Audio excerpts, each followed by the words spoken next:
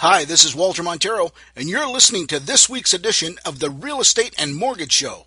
Hey guys, how you doing? Walter Monteiro here again, and welcome to another episode of the Real Estate and Mortgage Show. Today I want to talk about how important is your realtor's marketing plan. You know, I've been in the business since 1987, and things have really changed from the way, things have certainly changed the way we market property in comparison to what we did back, over 30 years ago. And what I find very interesting is that realtors still do a lot of traditional things that perhaps aren't as effective as they used to be back in the day, as they say. And one of the big things, I think, more than anything, is when realtors come in with a specific marketing plan. And I've got to be very honest with you, marketing plans are probably the most outdated piece of literature that a realtor will hand you when it comes to marketing your property. Because the one big element, or the 800-pound gorilla, so to speak, when it comes to marketing your property is the multiple listing service. And I think it should not be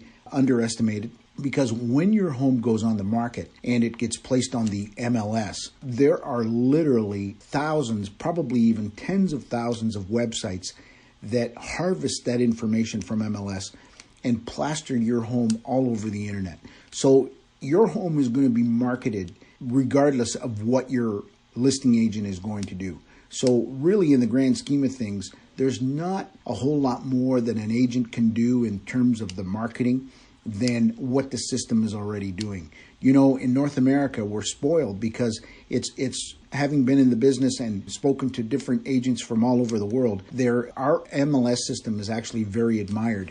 It's a co-opetition instrument where, we're able to share our listings with our competitors and yet give our clients, all of our clients, a real advantage and exposure that their listing wouldn't get, say, in a system like they sell houses in Australia or in Europe. So it's an underestimated element. And quite honestly, when I see some agents using a marketing plan, if you were to turn around and say, hey, if your marketing plan is so effective, why do you use the MLS? And of course, I would never ask that question because I know what the answer is. The MLS is the 800-pound gorilla. So I guess you really have to question, in saying that, what is the role of the realtor if he's not doing any marketing? Well, in a sense, he is doing some marketing because, he's still a salesperson and he's still out there talking to people. He has she has a list of past clients that they continually communicate with, which is certainly an excellent way to expose your property. Realtors still play a vital role in the real estate transaction. And more than anything, they've almost become a concierge to the transaction. Yes, marketing certainly plays a bit of a role, but as I said, it's taken over more of on the MLS system. But realtors sort of keep everything intact. I was thinking about, a parallel to this.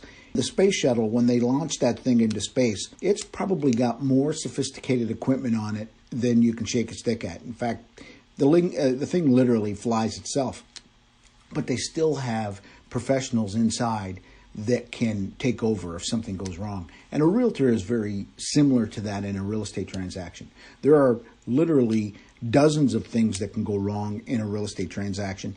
And, if something happens to go awry, then you definitely want a realtor in there to make sure that they navigate the issue at hand and keep that transaction in steady pace. I've got a list of over 85 different things that I could think of in terms of what can go wrong with a real estate transaction.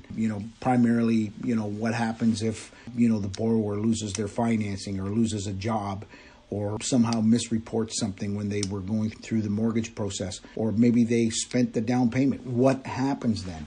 What happens if an inspection goes wrong? What happens if the realtor doesn't know how to handle the transaction on the other side?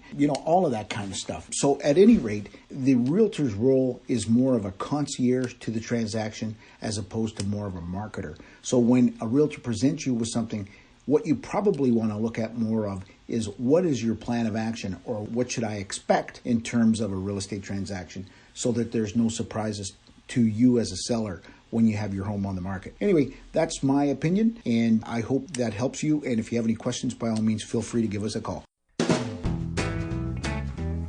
Thanks again for listening to this week's episode of the Real Estate Mortgage Show. If you have any real estate questions, please direct them to me at 519-624-9222 or walter@maximumresults.ca, or you can find me online at www.cambridgehouses.com. If your interests are in mortgages, please feel free to call 519-624-9222 or email Karen@maximumresults.ca, or you can find her online at www.m-as-in-Mary-R-as-in-Roger financial.ca. Thanks again for listening, and I hope you have a great week.